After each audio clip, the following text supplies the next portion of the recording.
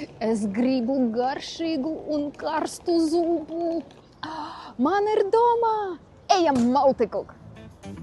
Maltikuk ir daudz zupu.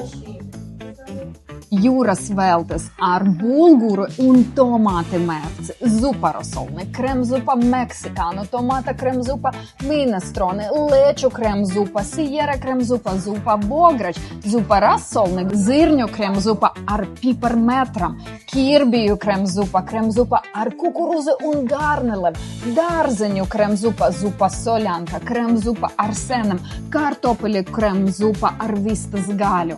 Gatavot ļoti ātri un viegli. Un tas nav viss.